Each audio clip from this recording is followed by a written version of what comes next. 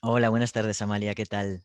Buenas tardes, encantada de estar aquí contigo en tu programa. Muchas gracias por venir. Tenía yo muchas ganas de entrevistar a alguna persona que estuviese trabajando, eh, pues ya nos vas a contar ahora, ¿no? Pero en lo público, en la atención a las drogodependencias. Y Amalia, así para entrar un poco a tope, ¿tú a qué te dedicas? Bueno, yo me dedico a la psicología clínica, estudié psicología, me licencié y después me especialicé en la psicología clínica vía PIR, que hay gente que no lo conoce, pero es como los MIRES, ¿no? Que hacen una residencia en medicina 4 o 5 años, pues los psicólogos pasamos por el mismo proceso, ¿no? De hacer una especialización donde hacemos 4 años de residencia y luego podemos acceder a un trabajo como psicólogos clínicos en la pública. Y entonces yo durante mi residencia, aparte me formé en psicoterapia Gestalt Ujú.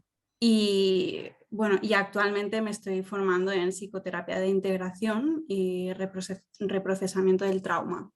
Vale. Entonces actualmente trabajo en un servicio de atención y seguimiento a las adicciones eh, que está ubicado en Rubí y que depende de un hospital, que es un hospital de Tarrasa. Y ahí estoy, llevo 2 añitos allí. ¿Por qué decidiste especializarte en adicciones? Bueno, digamos que a mí las adicciones fue algo que durante mi residencia me encantó. O sea, aprendí muchísimo.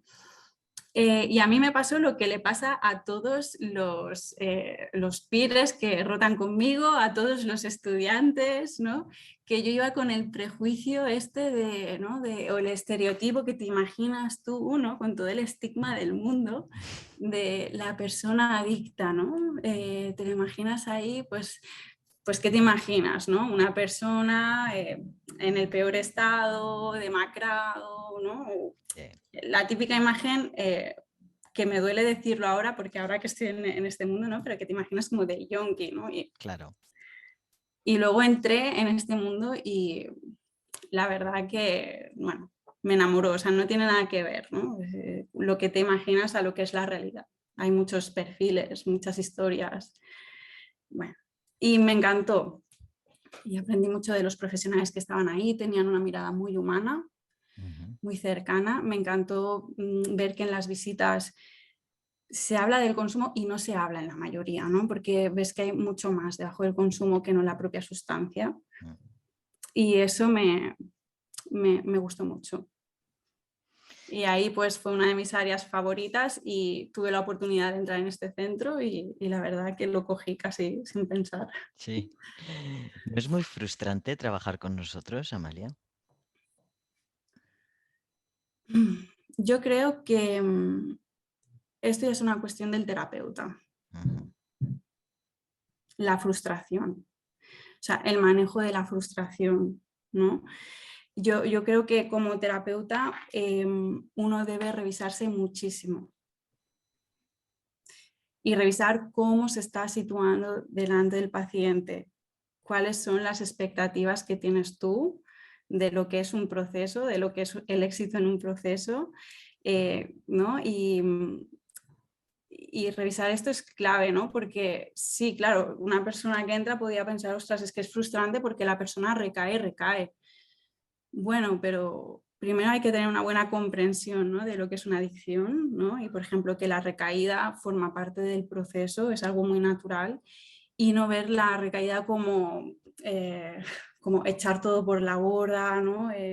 No, no, es que al revés, forma parte del proceso, ¿no? Y es algo natural y que acerca cada vez más al éxito, ¿no? Y en cuanto a la frustración también, pues una cosa es el conocimiento que tengas de la adicción, cómo funciona, y la otra como terapeuta, ¿no? Ya Ya. es una cuestión de revisarse un poco los egos, ¿no?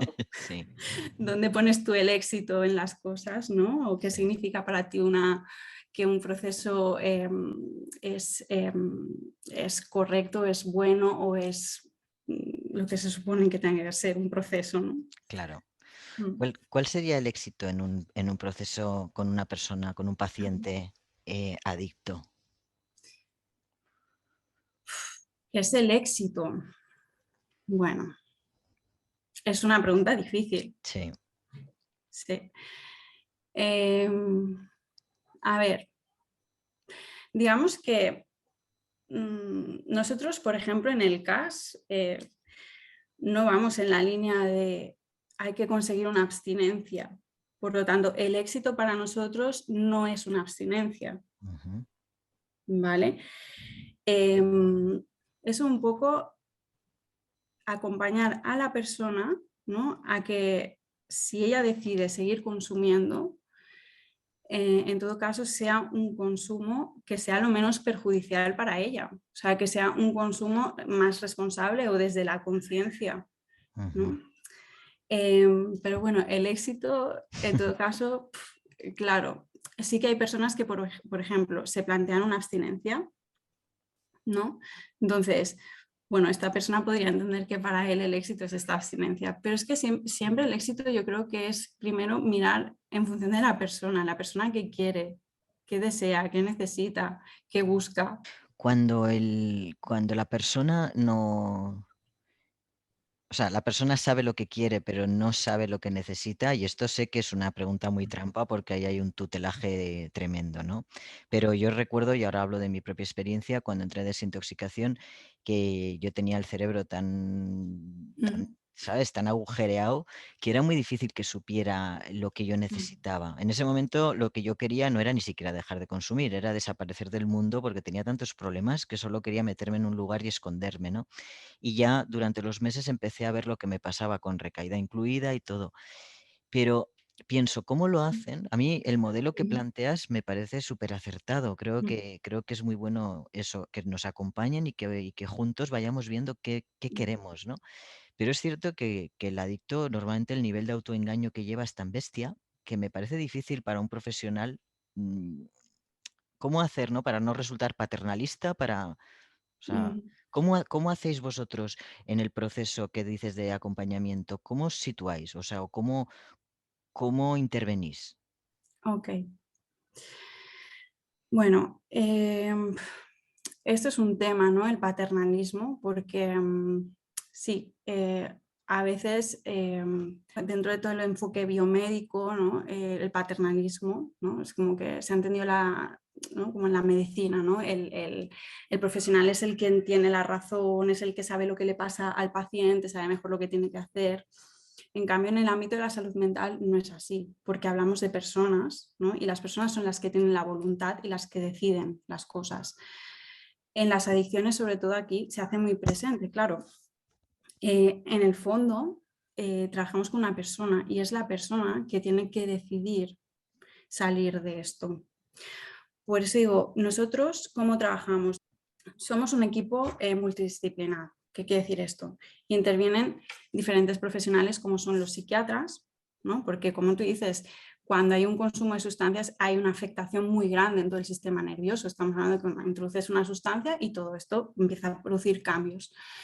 Y la persona es verdad que se puede ver un poco, ¿no? Como afectada a la hora de tomar conciencia de las cosas. Todo esto nubla un poco todo lo que es la conciencia, ¿no? Es como si le ponen una tela delante, ¿no? Que no ve bien, no ve claro. Entonces, hay un abordaje médico que es por parte del psiquiatra. Trabajamos junto con trabajadores sociales porque hay toda una realidad social muchas veces, ¿no? que esté interfiriendo y hay mucha también precariedad, muchas dificultades socioeconómicas. Luego somos psicólogos los que trabajamos aquí y también hay enfermería, ¿no? Y siempre como que intentamos un abordaje integral en la persona y intervenimos mucho desde el ámbito motivacional, ¿no? O sea, lo que es todo el tema de la entrevista motivacional, que es un poco, sobre todo, mediante el diálogo que tienes tú con la persona, sobre todo hacer énfasis en todo lo que es el discurso del cambio, pero el discurso del cambio que aporta la propia persona. Y con eso es como que le ayudamos, ¿no? Intentamos ayudar a que esta motivación salga y emerja, ¿no? Nosotros no somos, o sea, en este sentido, no somos magos, no tenemos una varita mágica y no podemos crear una motivación de la nada. Sí que tiene que haber una mínima motivación por parte de la persona a querer hacer algo con este consumo, ¿no? Entonces ahí es como que, vale, venga, pues vamos a trabajar más a nivel motivacional, ¿no? De ayudarle a conectar con esa motivación ¿no? Más interna, con sus valores, con sus principios, ¿no? Vale. Por eso es más que acompañamos, pero tiene que haber una mínima intención. Y con eso no quiere decir que las personas que acudan al CAS, ¿no? tengan que estar decididas a dejar el consumo. No, no, porque lo natural es que haya mucha ambivalencia de sí quiero y no quiero, quiero y no Sí, quiero. sí. ¿Sí? Eso es lo natural. Mm. ¿No? Pero si hay un sí quiero es porque en el fondo ya tienes una motivación dentro de ti, ¿no? Como muy aunque sea muy en el fondo, ahí Sí, enterrada está, ¿no? Entonces vamos a trabajar para aumentar las probabilidades de que, ¿no? de que haya una decisión de cambio, ¿no? Y por eso acompañamos más. vale. Y por eso, ciertamente, este acompañamiento, ¿no? es lo que difiere tanto del paternalismo, porque nunca vamos a decirte ni lo que tienes que hacer, ni cómo debes hacerlo, porque seguramente tú más que nadie, ¿no? o una persona adicta, sepa más y mejor que nadie lo que tiene que hacer para no consumir.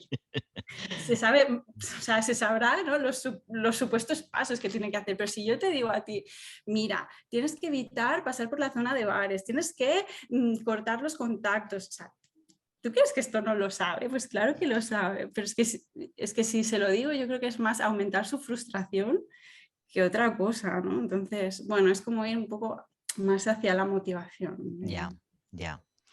Claro, es tener, al final ponéis cierta confianza o responsabilidad en el paciente.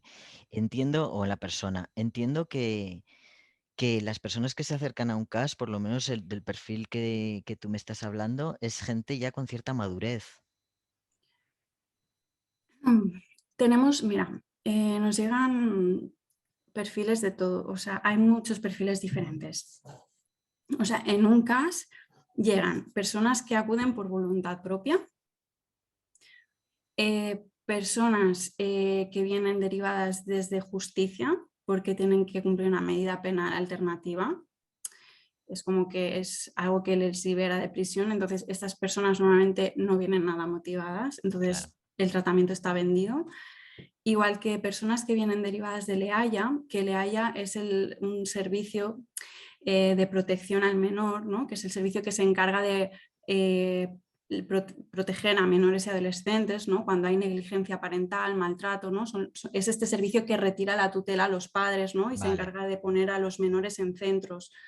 Pues a veces o muchas veces vienen padres o madres derivadas de este servicio, ¿no? que le dicen como condición para recuperar a tu hijo tienes que hacer un tratamiento aquí, ¿no? porque eso sí hay consumo. En ese caso, ¿la motivación es alta o no? Mira, en todo caso, depende, ¿eh? Depende. Hay casos que tienen motivación y casos que no, pero el problema que yo me estoy encontrando con esto es que la terapia está vendida, en el sentido de que las madres, especialmente las madres, yo recibo más madres, las madres ya nos asocian mucho con este recurso, ¿no? Es Ya, como que piensan que funcionamos juntos, entonces es como que nos tienen la cruz hecha, ¿no? De pues como que nos ponen en el saco de los malos, ¿no? Tú me sí. has retirado al hijo, con lo cual a ti no te voy a contar, ¿no? Es como que la sinceridad ahí escasea. Entonces, claro, si en una terapia no eres sincero, la verdad que de poco te va a servir, ¿no? Entonces, bueno, los casos que he tenido que vienen de Haya son muy complejos a nivel de tratamiento. Luego también vienen menores que algunos vienen porque quieren, algunos más obligados por los padres. Y luego tengo pacientes derivados desde CESMA, que es el Centro de Salud Mental Adulto. O Ujú. sea que podríamos hablar como que hay comorbilidad psiquiátrica o que hay otro trastorno psiquiátrico además del consumo. Se habla mucho de la mujer que está consumiendo por encima de los 65 años, que está consumiendo muchísimos ansiolíticos. Mm. Ahora me he acordado porque estoy editando un libro que va a salir en breve que habla de este tema. ¿Y os llegan a vosotros también? Sí, tenemos casos de mujeres con una adicción a lo que son las benzodiazepinas. Y no solo benzodiazepinas, también no hay muchos casos, pero también hay casos de mujeres que se enganchan a los analgésicos, Ujú. ¿vale? Cuando son opiáceos, me imagino, ¿no? Mm, sí, entonces esos casos también tenemos. No muchos. También hay que decir que el CAS donde estoy yo es un CAS pequeño, o sea, somos un equipo muy pequeñito y, y es verdad que lo que recibes, ¿no? A nivel de pacientes varía mucho en función de la zona, ¿sí? ¿Ah, sí? Porque, por ejemplo, a nosotros ahora nos están llegando un poquito más, pero poco, de gente que consume las nuevas sustancias psicoactivas, como sobre todo las metanfetaminas, Ujú. pero aquí empezamos a recibir algo. Pero, por ejemplo, tú te vas a un CAS de Barcelona, ¿no? que le toque la zona del Raval, y esto ya hace años que les ha llegado, ¿no? Que les va llegando. O sea que depende mucho de dónde está ubicado el CAS, puede variar un poco el perfil de gente, un poco. Vale. Sí. Y depende de la sustancia también, ¿percibís que el abordaje va a tener que ser distinto o no? ¿O la sustancia no es tan importante en ese sentido? Mira, no, o sea, para mí no, no es importante la sustancia. O sea, al final es como te diría, ¿no? Como la adicción es lo sintomático, ¿no? O sea, es la punta del iceberg y, y en realidad es todo lo que hay por debajo, ¿no? Lo que a nivel psicoterapéutico se tiene que abordar, ¿eh? Luego, obviamente, hay una parte farmacológica que sí que se ajusta, ¿no? Un poquito más a la sustancia, mm, pero más al síntoma, que genera la sustancia. Ya. Sí que, por ejemplo, el alcohol hay ciertas cosas a tener en cuenta a nivel farmacológico, em, pero a nivel psicoterapéutico es como que una vez hay un poco de estabilización en cuanto al consumo, es como, bueno, ¿no? Es como indagar mucho más, más al fondo, ¿no? ¿Suele haber trauma en los adictos? Qué buena pregunta. Mira, cuando yo empecé en el CAS, vi, o sea, es que el 80% de pacientes que yo, o sea, obviamente no es un estudio científico que lo corrobore, pero a nivel clínico, mi experiencia clínica de lo que yo veo, es que el 80% de pacientes que tengo son trauma complejo. Entonces, por eso no me gusta hablar de comorbilidad psiquiátrica con otros trastornos, ¿no? Yo fue empezar aquí en el CAS y dije, no, me tengo que formar en trauma, porque es que hay mucho trauma. La mayoría de pacientes que tengo, eh, bueno, abusos, maltratos, negligencias parentales, abandonos, eh, historias como para no dormir, ¿no? Entonces, mm, por eso estoy haciendo esta formación en trauma. Claro. Sí, sí, sí. A nosotros nos solían decir que hasta que no quitaban la sustancia, no podíamos entrar, no podíamos ir más allá, ¿no? Que es un poco lo que decías tú de estabilizar. En nuestro caso había que conseguir una abstinencia mantenida para luego trabajar lo que había detrás. Por lo que tú estás hablando, entiendo que en tu caso, en vuestro caso, es eso, buscar cierta estabilidad, aunque no se haya retirado del todo el consumo, para poder trabajar. Es realmente difícil en trabajar el trauma, o sea, en un tiempo muy inmediato, ¿no? En el proceso, o peligroso. Sí, sí, sí, sí. Es decir, no, claro, el trauma no se puede abordar de buenas a primeras, ¿no? primero es importante, bueno, primero es súper importante el vínculo que tú tengas con la persona.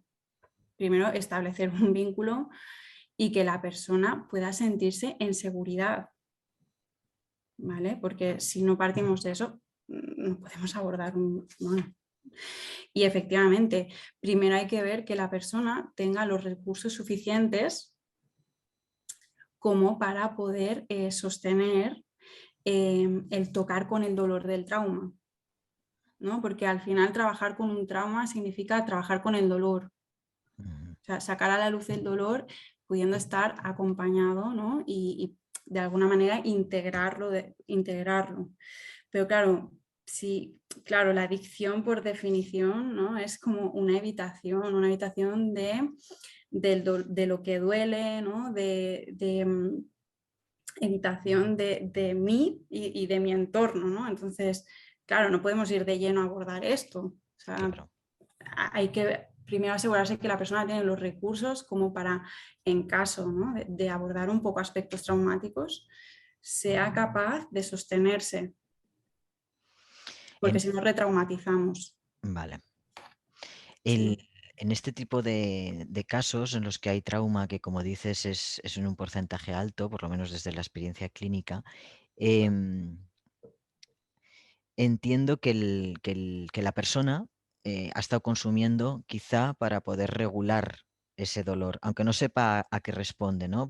En mi caso está claro y en otros tantos de mis compañeros que me pueden venir a la mente ahora en esta entrevista, pues lo mismo. En un momento dado empezamos a consumir, empezamos a sentir alivio y seguimos consumiendo hasta que se genera una dependencia.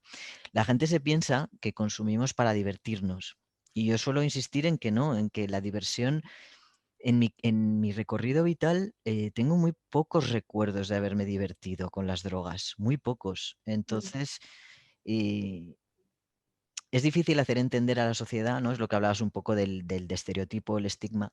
Es un poco difícil hacer entender eso, que la droga se utiliza para regularse o para aliviarse, no para escapar de los problemas, como es esa frase tan dicha, sino para aliviar, ¿no? El malestar. mm, Cuando vosotros trabajáis con una persona que llega, imagínate que estamos hablando, no sé, de un chaval, una chavala de veintipocos, ¿no? Y que viene con una historia importante y quizá no tenga por qué ser abuso sexual o abuso físico, sino que puede ser abandono, que hay muchas veces que eso no lo consideramos trauma, pero hay un tema tremendo ahí. ¿Cómo hacéis para que esa persona desarrolle recursos que le puedan ayudar a, ya no te digo enfrentarse al trauma o enfrentarse al dolor, mm, sino a ir reduciendo el consumo y poder sostenerse sin eso que le alivia? mm. Em, bueno, claro, es que esto depende de cada caso, ¿no? El tema de los recursos de la persona. Es una pregunta difícil en el sentido de poder responderte de manera así global, ¿no? Ya.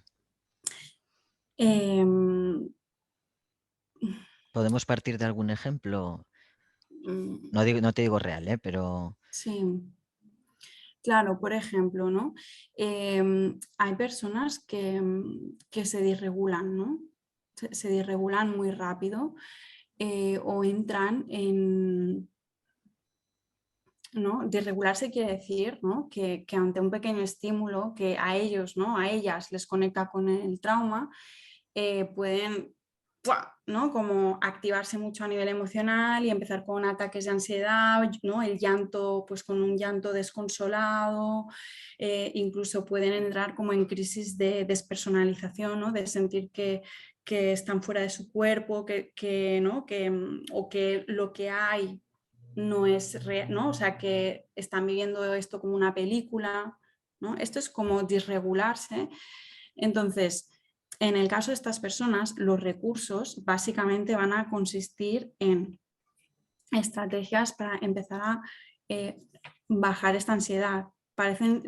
O sea, parecen cosas muy básicas y muy sencillas, como por ejemplo puede ser una respiración, ¿no? Una técnica de respiración, o como pueden ser pequeños ejercicios para presentificar, ¿no? Como para anclarse, enraizarse en el presente, ¿no? Como por ejemplo es una persona disregulada delante mía, ¿vale? ¿No? Pues mírame, dime dónde estás, dime quién eres, dime quién soy yo, mira, ahora pon atención, ¿no?, a la planta de tus pies. Es como empieza a sentir sensaciones, ¿no? Porque aunque son cosas muy sencillas, para una persona que se disregula tanto, ¿no?, y que se empieza a disociar, porque se está disociando, ¿no?, son cosas muy grandes, son muy importantes, porque esta persona es como que se está escapando de la realidad, ¿no? Entonces, estos son, por ejemplo, recursos, ¿no? Esta cosa de poder estar centrado en el presente, si se me empieza a disparar la ansiedad, tener estrategias como, por ejemplo, pues esto, ¿no?, respiraciones,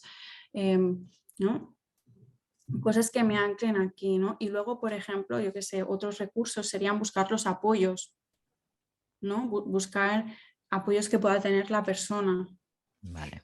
externos, ¿eh? De saber que esta persona fuera de aquí, qué puede hacer para sentirse mejor, para sentirse acompañada, a quién puede recurrir, ¿no? ¿Cómo lo podría hacer? Pues esto, por ejemplo, ¿no? Como este tipo de recursos que parecen muy básicos, pero es que para una persona con un trauma complejo puede ser un mundo. Sí. Mm. ¿La familia puede ser uno de estos recursos externos? ¿O a veces es todo lo contrario?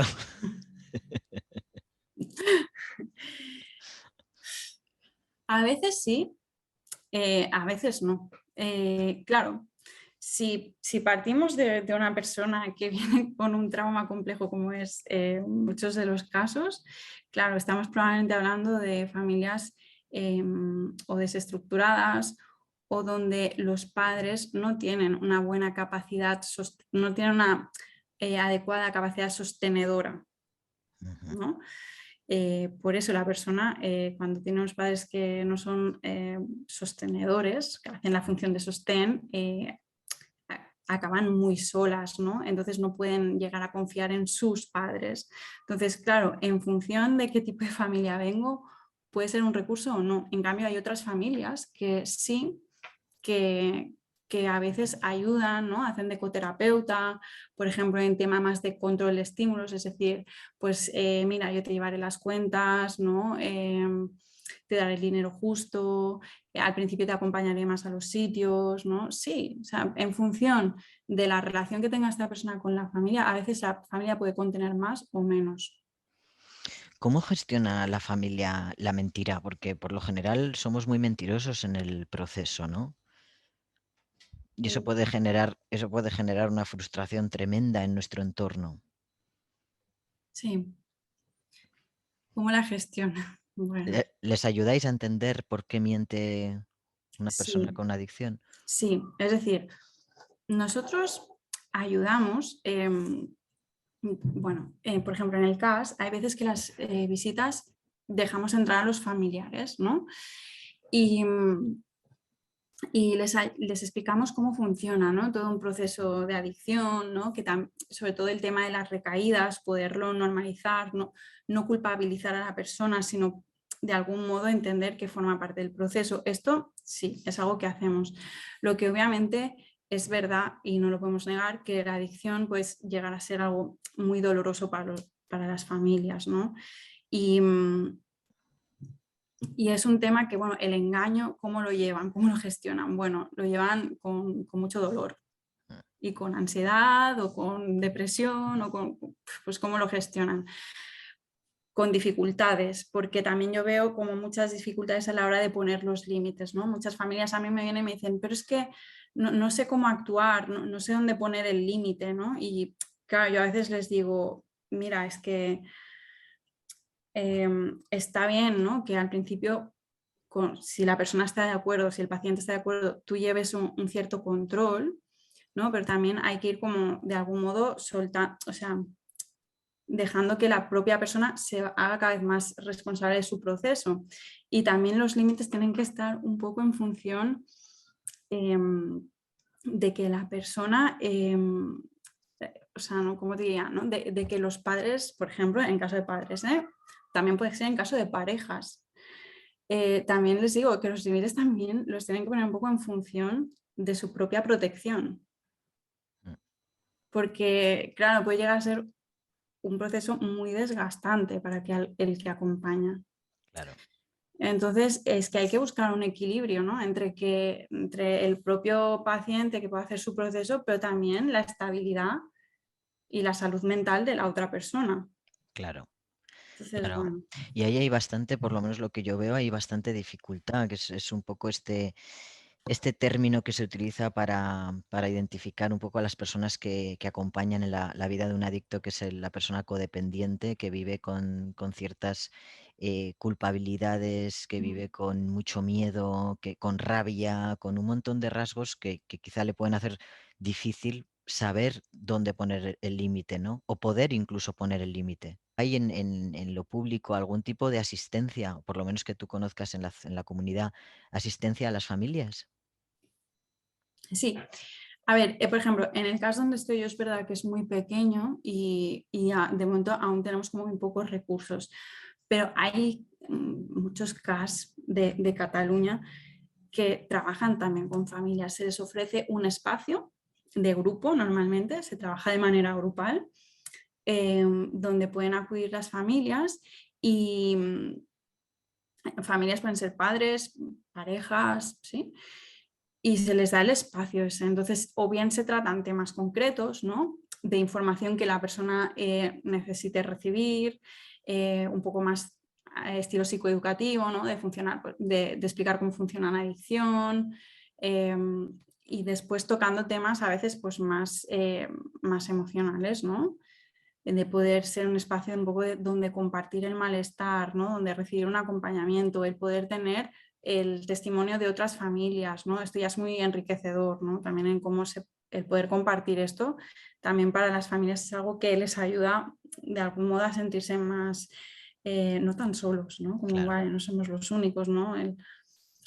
Y hay grupos que son como más, también más, o sea, más, como te diría, menos estructurados, ¿no? En el sentido de que pues yo qué sé, me invento, cada 15 días hay una sesión y pues se trata del tema que las familias propias pues saquen, ¿no? De lo que necesita un poco el grupo. Entonces sí que hay espacios familiares vale. en la pública.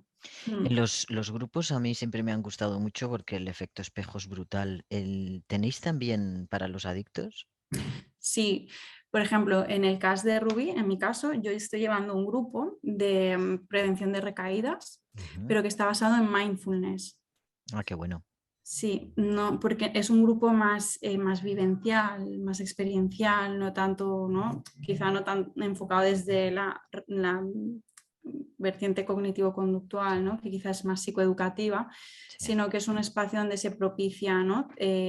Tener una experiencia, hablar sobre esa experiencia de ese momento, ¿no? Y obviamente que cuando hay mucho espacio, ¿no? Para las personas para hablar y es muy interesante porque aparte siempre se propicia muchos debates y siempre se me queda corta la sesión a nivel de tiempo. Estoy 2 horas, pero es como, joder, mira, me sabe mal, los tengo que cortar porque esto es un debate muy interesante, pero es que si no nos da tiempo como un poco a seguir un poquito ¿no? Como la estructura de la sesión, porque siempre hay, aunque es bastante libre, pero siempre hay como ciertos aspectos que quieres tocar, ¿no? Entonces, claro, por eso tienes que guiarlo un poco. claro. Y es muy interesante los grupos y la verdad que yo bueno, aprendo un montón Sí. haciéndolos. Sí, y en todo caso sí que hay grupos.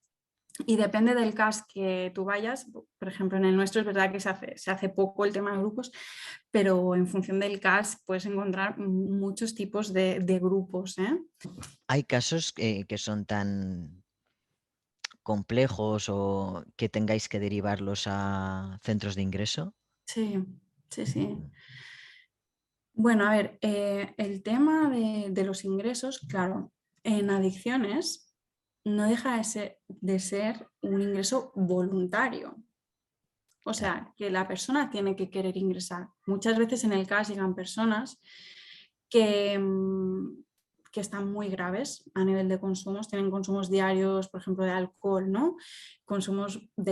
Tengo pacientes que vienen o sea, 6, 7 litros de cerveza diarios, ¿no? Claro, este paciente, por ejemplo, es un paciente que no venía motivado para el cambio, no venía motivado para nada. Y, por ejemplo, es un paciente que necesitaría un ingreso.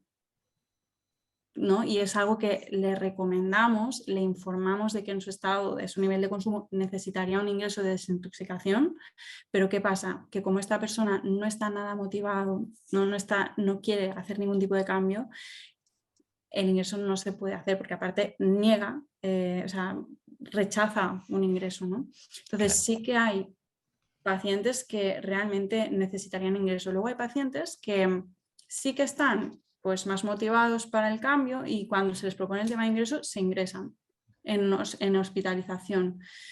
Luego hay pacientes que tenemos que vemos que es muy difícil trabajar la adicción a nivel ambulatorio porque aunque tenga una abstinencia, ¿no? O sea, ahora hay pacientes que quieren conseguir abstinencia, ¿eh? Ven que mantienen igual la abstinencia un mes, pero recaen, ¿no? Y así múltiples veces. Entonces, en estos casos, ¿no? Como que le recomendamos, ¿no? Le decimos, oye, ¿no? Te has planteado la opción de comunidad terapéutica, ¿tú esto cómo lo ves, ¿no? Porque ya vemos que así a nivel ambulatorio, como que el objetivo que él quiere es muy difícil, o ella es muy difícil. Y algunos, pues, aceptan, a otros no. ¿En dónde se hacen los ingresos? Tú has dicho ingreso hospitalario, entiendo que hay diferencias entre irte a un hospital o irte a una comunidad, ¿no? Por ejemplo, Sí. ¿dónde lo hacéis?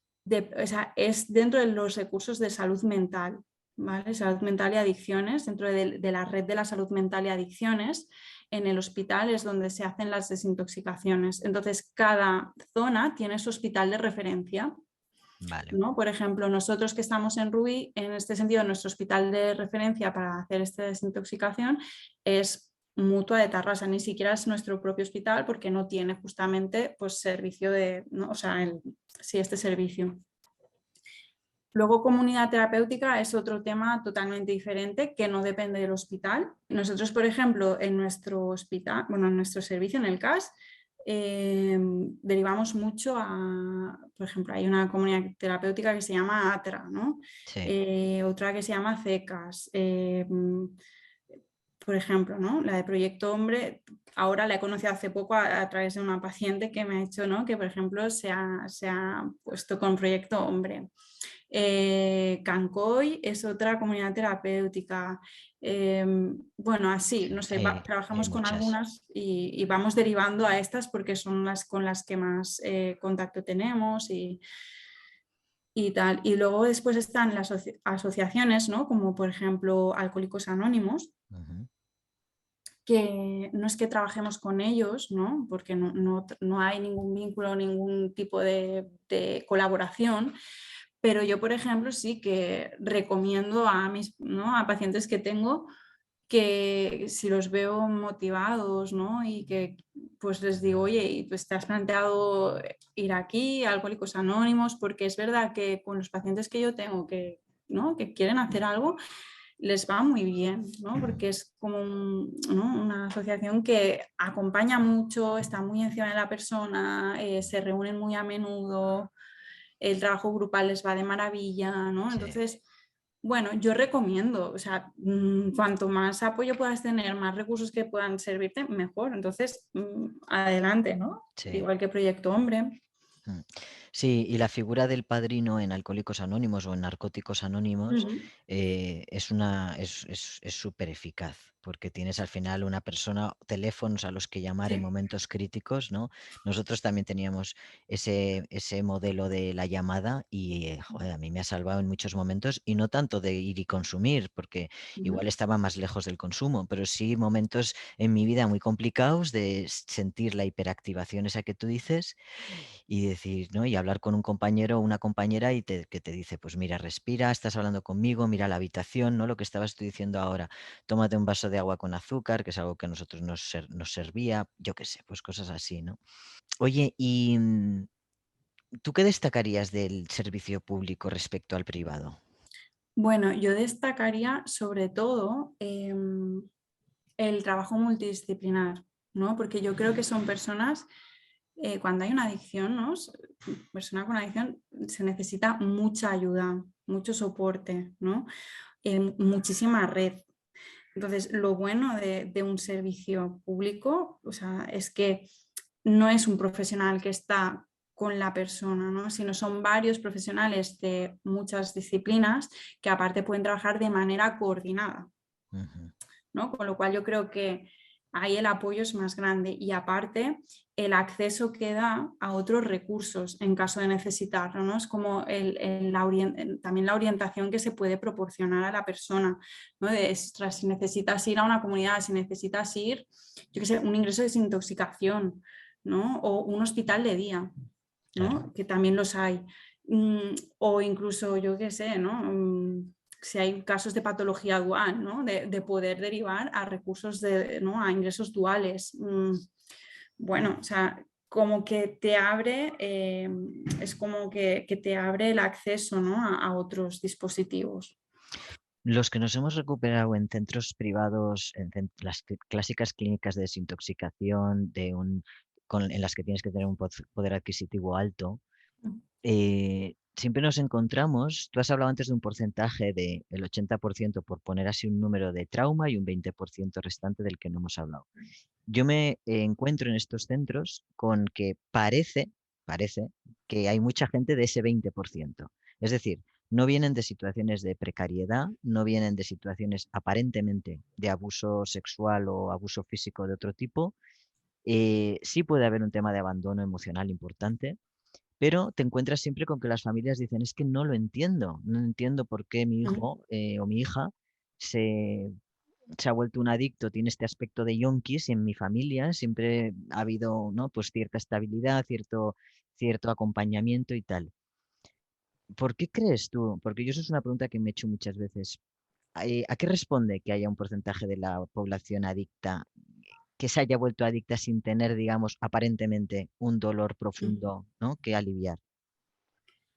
Bueno, es que yo creo que tú mismo respondes a la pregunta, ¿no? O sea, es como que aparentemente, Ya. ¿no? Sí. Claro, el trauma, en verdad, todos tenemos trauma, todos. Lo que pasa que algunos en mayor medida que otros, ¿sí? Entonces, el consumo, fíjate que no deja de ser un mecanismo de defensa más. Lo que pasa que, o sea, con mecanismo de defensa me refiero a un mecanismo que la persona quiere como para desconectarse, ¿no? Del dolor, de la realidad, como básicamente no conecto ni conmigo ni con lo que hay, ¿no? Es el mecanismo de evitación. Lo que pasa es que es un mecanismo que está totalmente estigmatizado, mal visto, ¿no? Porque, por ejemplo, me invento, ¿eh? Pero hay muchos mecanismos de defensa, ¿no? Hay otros, em, por ejemplo, no sé, un mecanismo de defensa podría ser, tengo ansiedad, me voy a la nevera y me pego a tracones. Ujú. Es otro mecanismo más, Sí. ¿no? De desconectar, porque en ese momento el comer a mí me está saciando algo, ¿no? O me estoy tragando algo con todo lo que como, ¿no?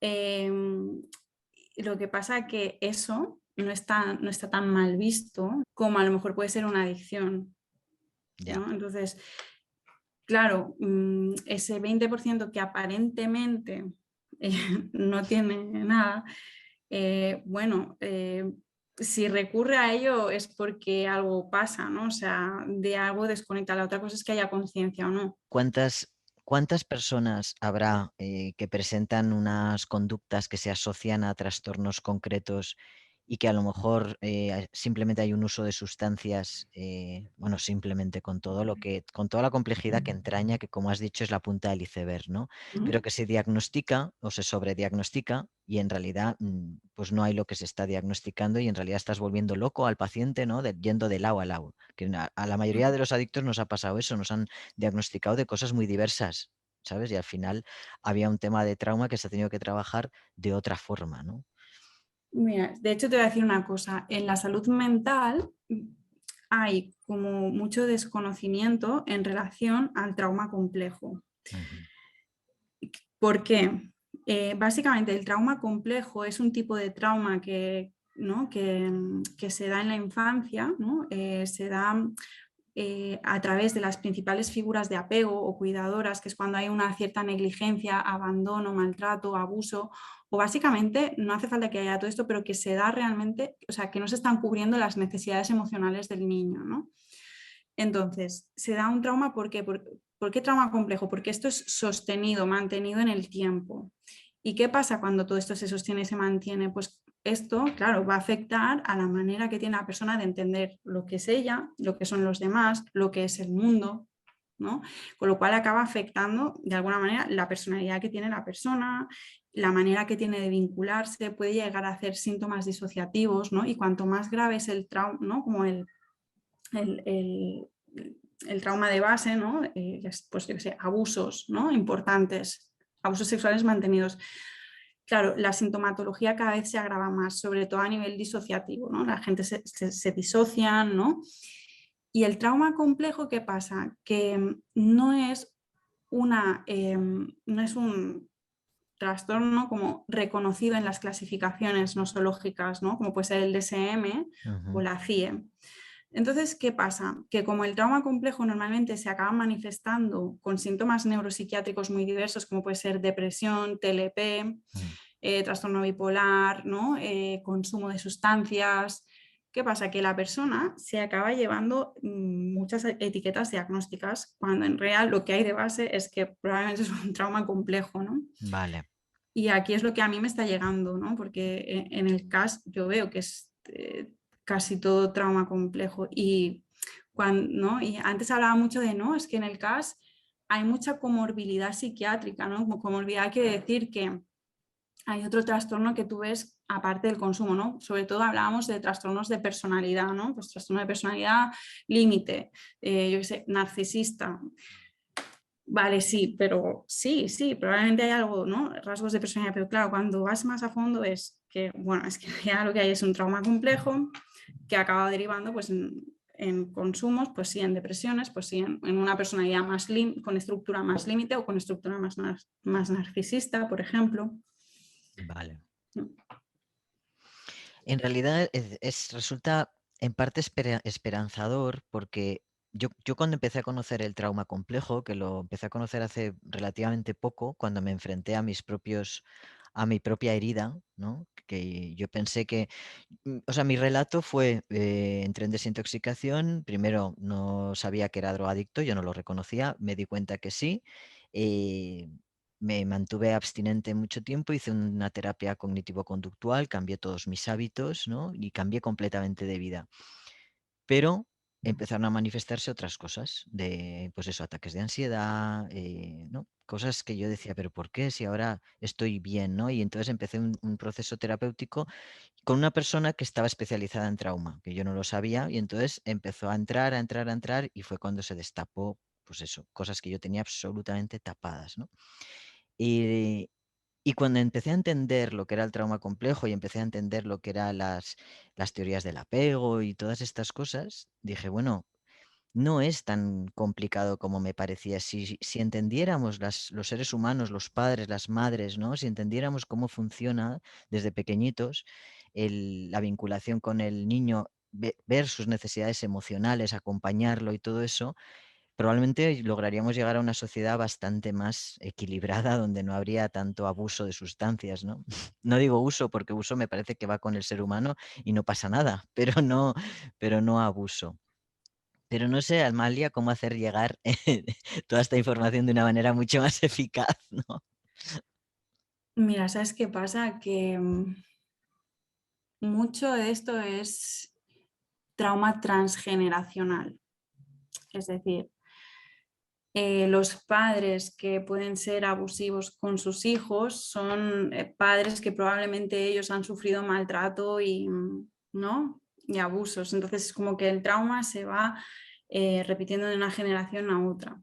Claro, Entonces, claro, la clave para sanar esto es mucha conciencia, claro. muchísima conciencia, ¿no? Y es que vivimos en una sociedad muy traumada, Mm, ¿no? Porque antes habían guerras, ¿no? Y con las guerras, pues la supervivencia estaba puesta en la guerra, pero cuando toda la economía, toda la guerra pasó, se han destapado todas, ¿no?, las negligencias emocionales, y el trauma a lo mejor ya no viene de pasar hambre, pero viene de todas las negligencias que han habido a ese nivel. Entonces, la sociedad está traumada y la sociedad, lo peor es que no se da cuenta de ello. Claro. Entonces, mm, sí, ¿cómo hacer llegar? Pues esto es, claro, concienciar, que la gente pueda irse mirando, pueda ir tomando conciencia e intentar como romper, ¿no?, esta rueda de repetición del trauma. Pero claro, esto yo creo que va a ser mucho tiempo, ¿no? Hasta que a lo mejor lleguen generaciones que tengan mucha más, como que tengan esta parte de la inteligencia emocional más desarrollada, ¿no? No tanto estar en la supervivencia, sino poder tener una parte más emocional ahí Sí, nutrida, curtida, ¿no? Como más sí. trabajada. Tú has sido madre recientemente, Sí. bueno, y Bueno, 3 años, ¿eh? Tampoco bueno, tan sí, reciente. sí, 3 años, 3 años ya son 3 años, sí, tienes razón. Jo, es que me estoy acordando de cuando fuisteis padres, que como yo conocí a José. Em, ¿Tú ves en tu entorno que los padres, las madres ya estén más en esta línea? Depende del entorno en que te muevas, porque claro, en mi trabajo te diría que no. Claro, Es que, claro, sí. Sí, ahí está es el, que, el sesgo de cada uno. claro, Mm, entonces depende del entorno en el que te muevas. sí, Claro, mi entorno sí que va hacia esa línea, ¿no?, de la sensibilidad de toda la parte emocional del niño, y sí que lo ves en los colegios, ¿no?, que ya se hace mucho más énfasis en toda la parte emocional, pero luego es verdad que hay familias que siguen manteniendo ciertos estilos de crianza, ¿no? Entonces, por ejemplo, ¿no?, en el trabajo pues yo sí que lo detecto esto claro, de... claro. Nos suelen escuchar mucho los padres, madres y parejas, generalmente, Mm, generalmente más mujeres que hombres.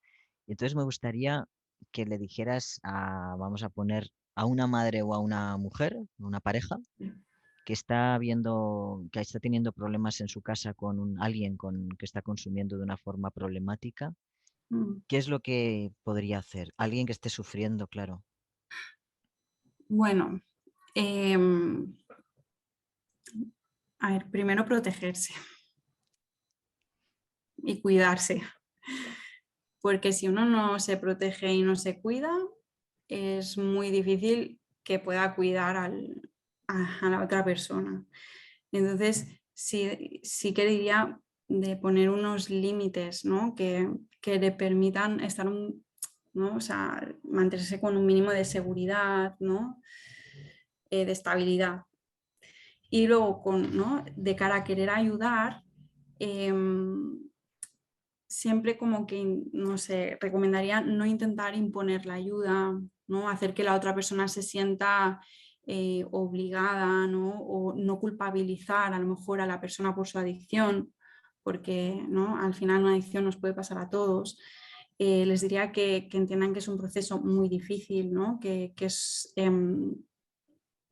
muy doloroso también para la propia persona, aunque no lo parezca, pero es muy doloroso.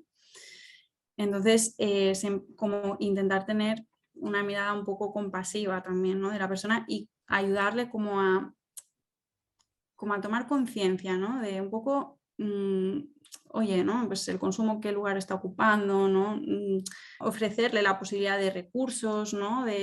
Y también es importante cómo venden los recursos, ¿eh? Porque cómo vendan, por ejemplo, el cash, ¿no?, que no es un sitio donde, ¿no? No, allí te van a ayudar a dejar el consumo. No, no le digas esto, no se lo digas, porque la persona no quiere dejar de consumir. Entonces dile, oye, ¿no? Pues quizás un sitio donde te puedan acompañar con todo este proceso que tú tienes con las drogas, ¿no? Con todo tu camino que estás recorriendo con las drogas. Y si vas a este sitio donde quizás puedas estar más acompañado, te puedan informar o, ¿no? Pero más desde el acompañamiento y Mm, no necesariamente desde hay que abandonar el consumo, no, porque si se le dice eso de entrada a una persona que consume y que no reconoce su problema, la persona se cierra en banda a acceder a cualquier tipo de ayuda. claro. Porque si yo no reconozco mi problema, ¿de qué voy a ir a un sitio que me van a decir que no consuma? No, ¿sabes? Entonces no es eso, ¿no? Pero quizás, ¿no? Pues como venderlo como un sitio donde también te acompañarán con tu malestar, ¿no? O sea, con el malestar que hay también fuera de la adicción, ¿no? Pues si estás más ansioso, si estás más triste, si tienes preocupaciones, ¿no? Te pueden acompañar en esto, ¿no? O sea, un poco sería lo que les diría. Sí.